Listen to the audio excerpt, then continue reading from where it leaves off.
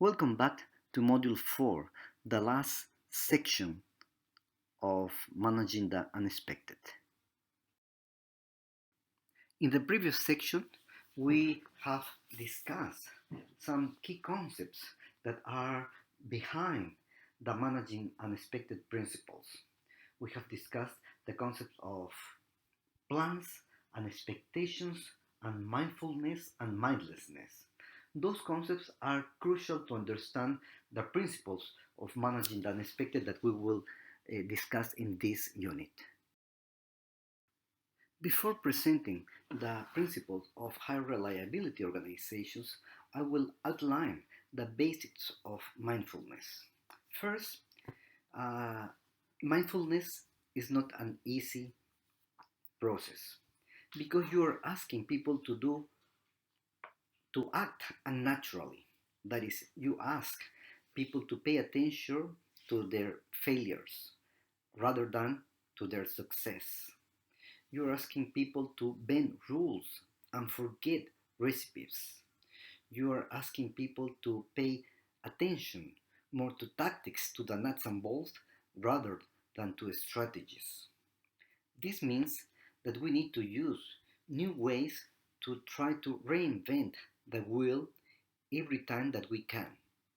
By wheel reinvention, I mean that this enables you to see something that you missed before. Wheel reinvention enables to see details of the potential consequences of things that may go wrong, to uncover the unforeseen vulnerabilities of your system, to discover new sequences or new configurations of your process. Some of them can be better, some of them can be risky. The point is that you need to be aware of all different configurations of your system and all different potential outcomes of those different configurations. Another basic aspect of mindfulness is to try to eliminate complacency. High reliability organizations think that the past settles its accounts when something unexpected begins to incubate. This means that people needs to be ready to cope with the unexpected because complacency kills. The next aspect that we need to highlight is reliability. We never get reliability and resilience behind us. Systems, people, plans, and outcomes, they are dynamic, they unfold continuously. That is, that we need to keep redoing those teams, those systems, those plans in order to sustain this reliability. Reliability is not a one-off event. Reliability requires maintenance. And finally, expectations. Expectations that are deeply held, expectations create blind spots, as I have already mentioned. So, having weak expectations is a good idea because the unexpected will be less disruptive.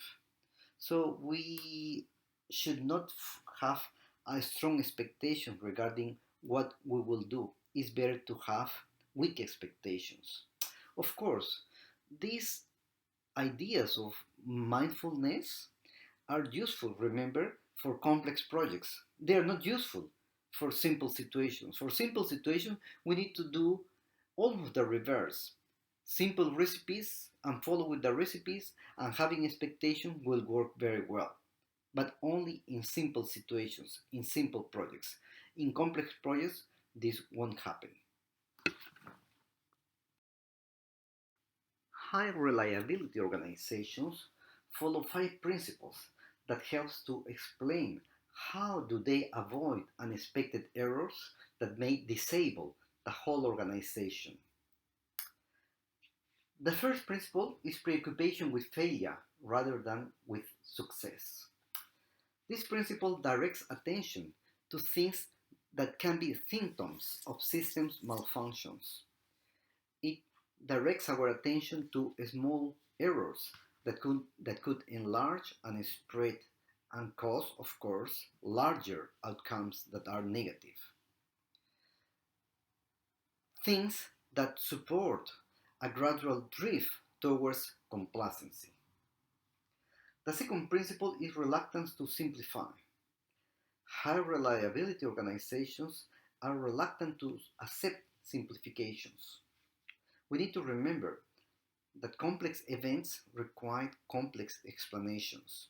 So less simplifications enables to see more details about the causes of complexity. The next principle is the focus on operations. This is about the work itself. It is about how we do things. It's about seeing what we are actually doing, and it is not about plans or designs or intentions. It is about knowing very well how do we do our usual operations. As I mentioned before, the different ways of doing the usual operations, the different vulnerabilities of knowing the vulnerabilities of our operations and knowing the different outcomes, the different configurations of our operations may bring.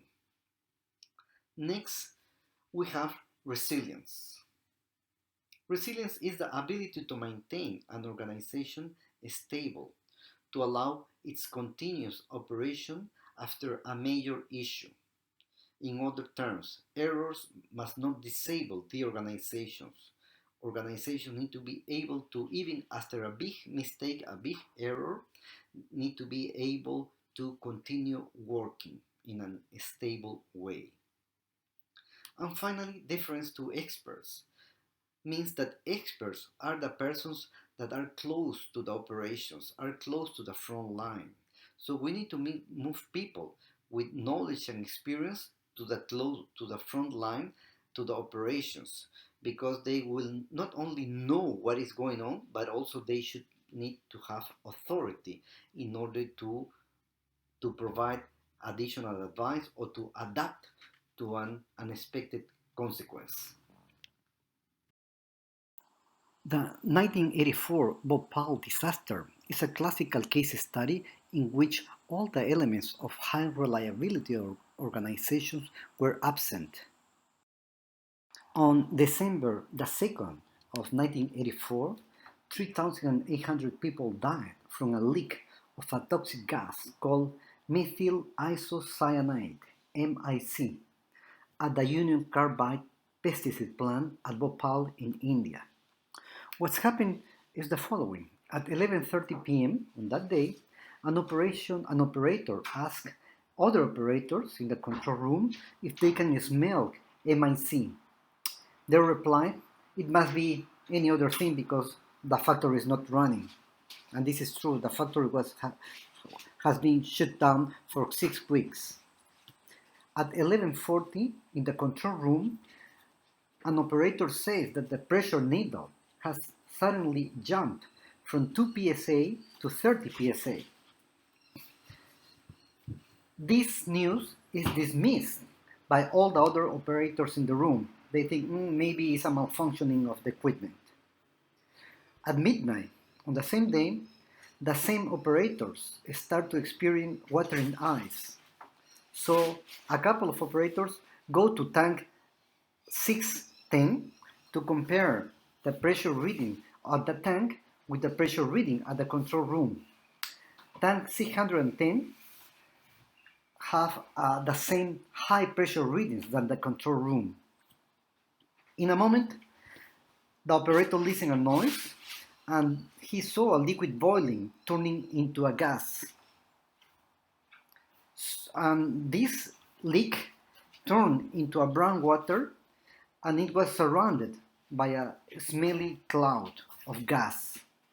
They went back and reported this to the chief supervisor in the control room.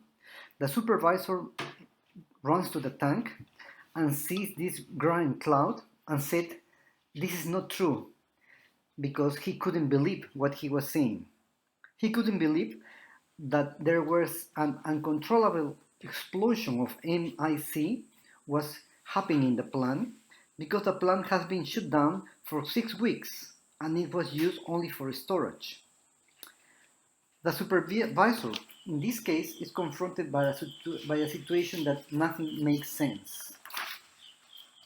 What seems to be inexplicable to the Bhopal supervisor contains a pattern that is basic to manage the unexpected.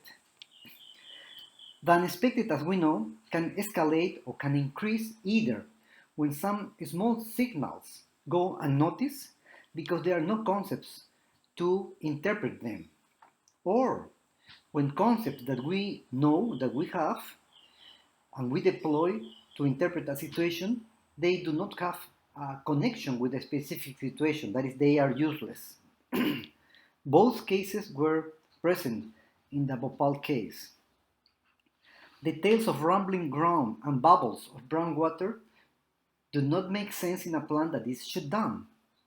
The concept of a plant that does not longer produces pesticides does not make sense in the case that there's an explosion in a plant that is not working. So this doesn't make sense.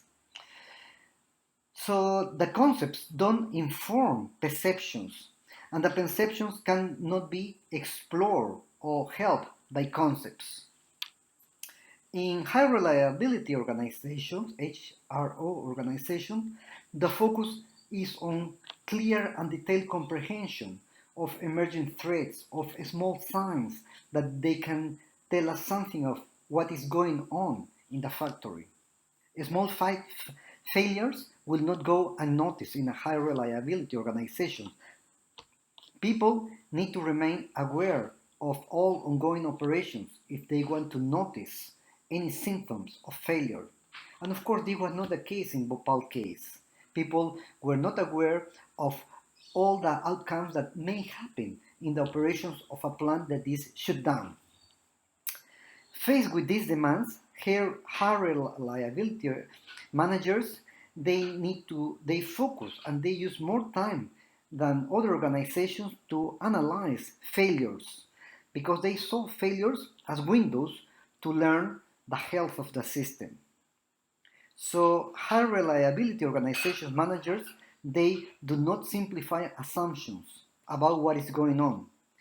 They see operations and their effects and they call local experts in order to help to understand those small failures. So in the case of Opal, we can see that there was not one of those elements that high reliability organizations do. There was no preoccupation with failure because they said the plant is shut down, so nothing wrong can happen. There was a lot of simplification. They dismissed the high reading of the pressure. They dismissed the watering eye signal. They dismissed the icy eye smell. So there were many small signs that would tell operators that there was something wrong ongoing, but they dismissed that. Or also they did not focus on operations because the operators did not review the chemical process, all the different configurations that may happen in this plant, even if it is shut down. They did not have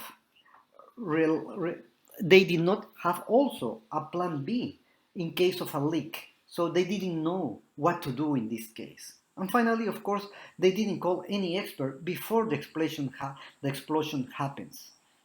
Because they dismissed these small signs, so they didn't have any element to say to the experts, why do we have these watery eyes? Why there is this funny smell?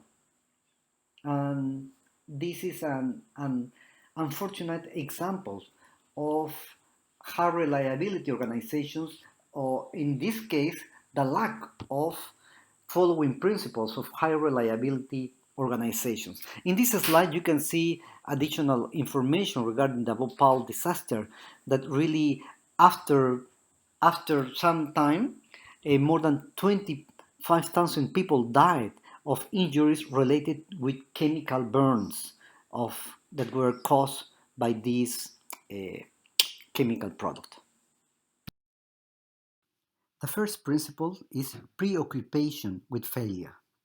Preoccupation with failure means continuous attention to small issues that may be a symptom of larger problems in a system.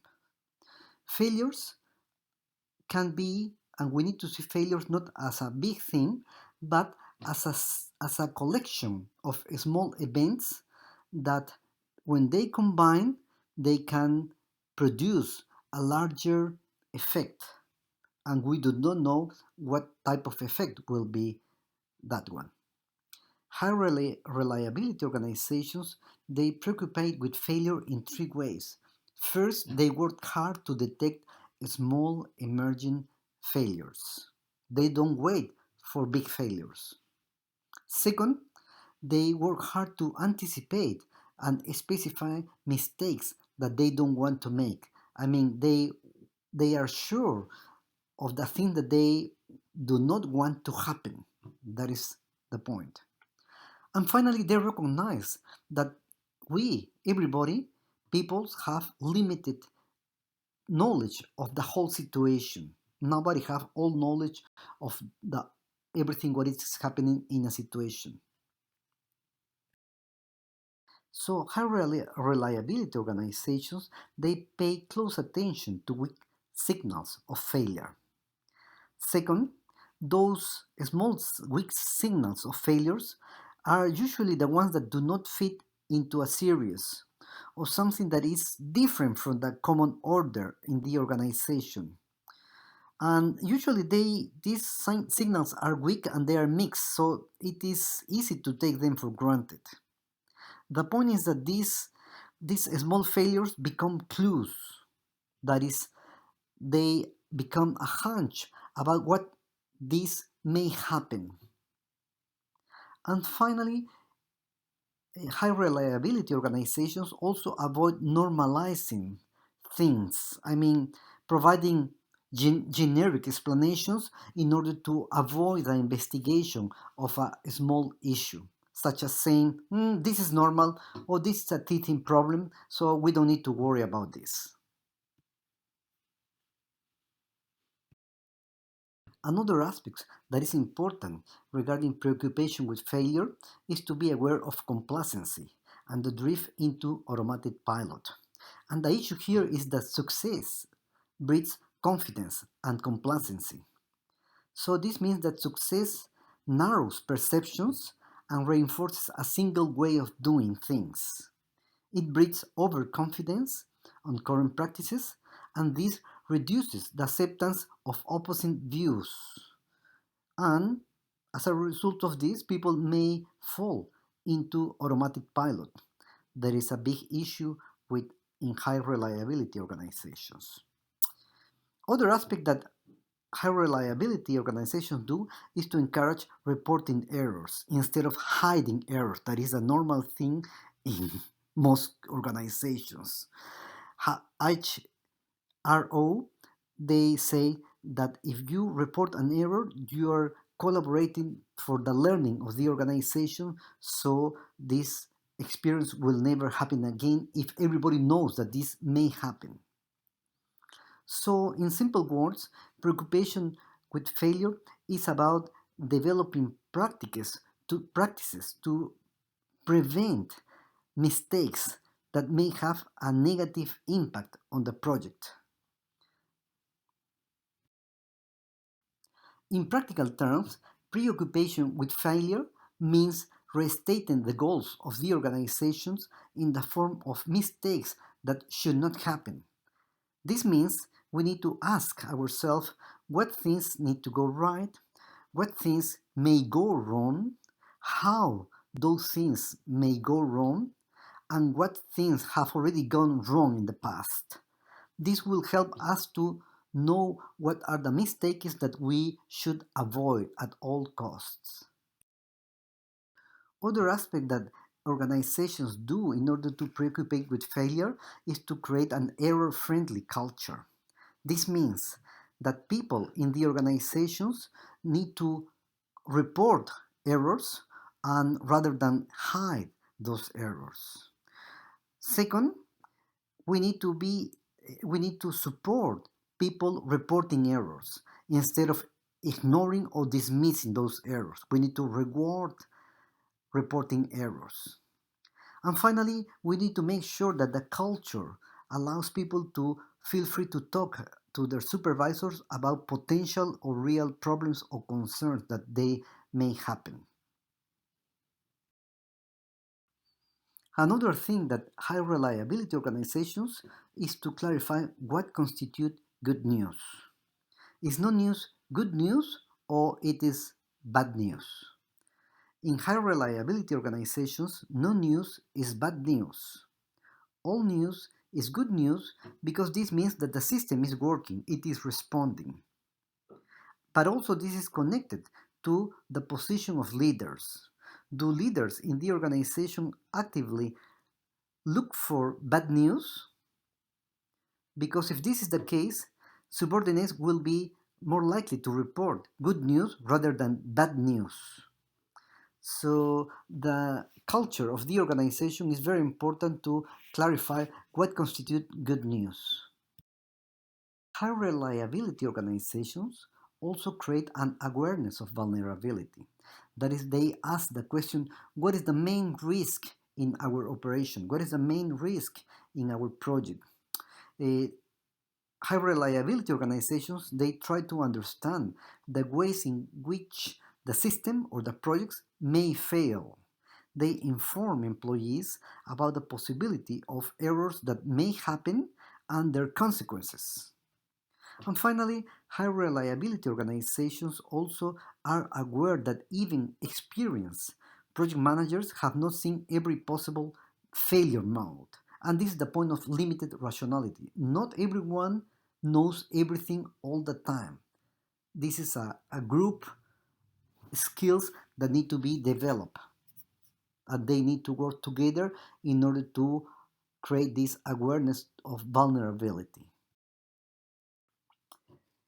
In dangerous situations arise when the threat is ambiguous. And ambiguous threats are a problem because we are not sure if it is a small issue or if it's a big issue, if the outcomes are really significant or are really not significant. Because we do not know and we are not sure because it's an ambiguous threat, usually managers they dismiss these threats and take an wait and see attitude.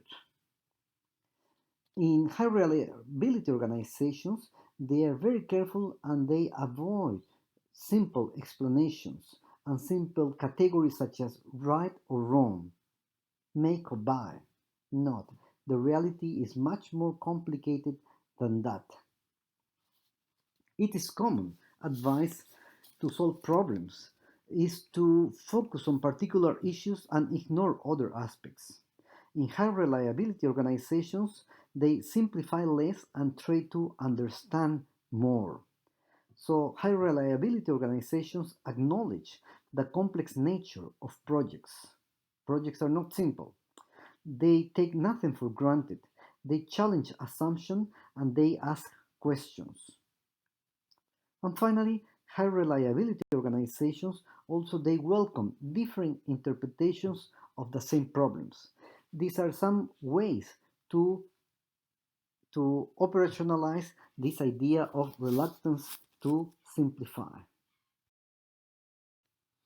In simple terms, reluctance to simplify involves always raising new information in order to know what is happening in the system. It also involves using alternative frames of reference or alternative concepts in order to interpret a specific reality. And this, of course, involves developing or having interpersonal skills because different views means disagreements and conflicts. So a key skill in any project management it is to develop skills of conflict resolution, negotiation skills, and to know how to disagree constructively in order to arrive to uh, an agreement regarding what is happening in the project. High reliability organizations are also sensitive to operations. This means that high reliability organizations have a detailed view of operations. They are able to detect a small mistakes that may go unnoticed in the operation of the system. These organizations reward managers who are in close contact with frontline operators because they are really the ones that know what is going on in the operations of the organizations, not the managers. So, in order to do this, managers use skepticism to either confirm a situation or to refute a situation. Always, high reliability organizations always they look to get a second interpretation of the same situation. In practical terms, how do we apply this idea of focus on operations? First, we need to reward contact with frontline operators. As I mentioned to you, frontline operators are the ones that really know what is going on in the operation of the system or on the project. So we need to reward contact with them.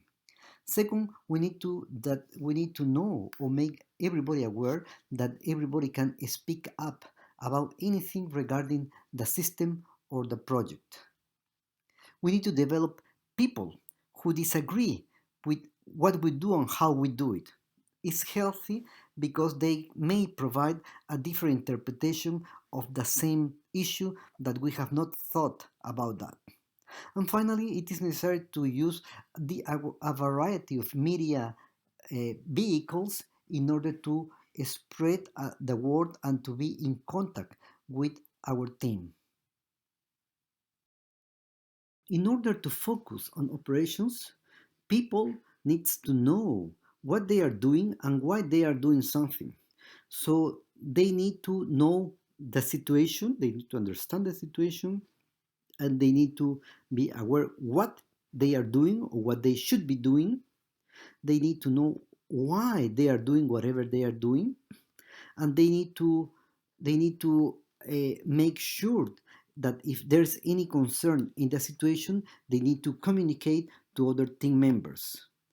And finally, if people do not understand what they are doing or how they are doing or why they are doing something, they need to ask. Resilience is the ability to recover from failure. High reliability organizations acknowledge that humans and technology machines may fail at some stage. So they accept that unexpected events may happen and will happen. This means that here the focus shifts from prevention of errors to containment of errors. High reliability organizations invest in developing teams of experts in order to know how to recover from mistakes. They invest heavily in training and learning to increase people's capability of response. In summary, resilience means ability to absorb problems in order to keep functioning the system. It is the ability to recover very quickly from an error. It is the ability to learn from unexpected events. So it is really a combination of keeping errors small and improvising workarounds that will allow the system to keep working. In practical terms, how do we get additional resilience? First, we need to enlarge competencies and skills of our team members. The more we know, the better for the system. Second, we should not overdo our lean production ideals. As we know, lean production is the use of minimal personnel and materials to increase efficiency. And this means a lower number of experts. However, if we do this, we will have less redundancy. And high reliability organizations need more redundancy, not less, because high reliability organizations need to cope with a variety of complex events. And in order to do this, we need extra resources. We don't need less resources, including experts. And finally, in order to get resilience, it is important to treat your past experience with ambivalence. I mean, we should not assume that the past will repeat itself in the future. Not necessarily. Sometimes we may have a new problem, a new mistake, a new error that never that anybody have seen before. So we need to be alert to this type of new experiences. High reliability organizations need experts. Decisions are made by people who is in direct contact with the problem. Decisions are made with people who with expertise and experience. That is why I mean by expertise. I am not talking about hierarchical levels. So in high reliability organizations, there is a flexible decision making structure in which knowledge is more important than hierarchy. And as I mentioned before, we need experts because we are dealing with complex problems. Complex problems demand complex solutions, do not demand simple solutions. In practical terms, how do we have this or develop this idea of deference to experts?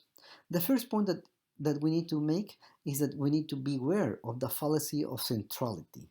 I mean, we need to be concerned by the use of high levels of centralizations that assume that somebody in the center of the organization, in the top of the organization, knows all the problems and all the solutions that may happen. This is totally untrue.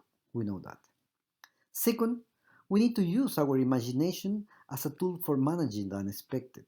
The tools that we are talking about here are tools to reflect on things that may go wrong, are tools that help to you to map where things may go wrong and how to proceed. But these tools will not give you a recipe answer step by step of what to do in what situation. That doesn't exist. That is why imagination on how to respond, it is another important aspect that we need to cultivate.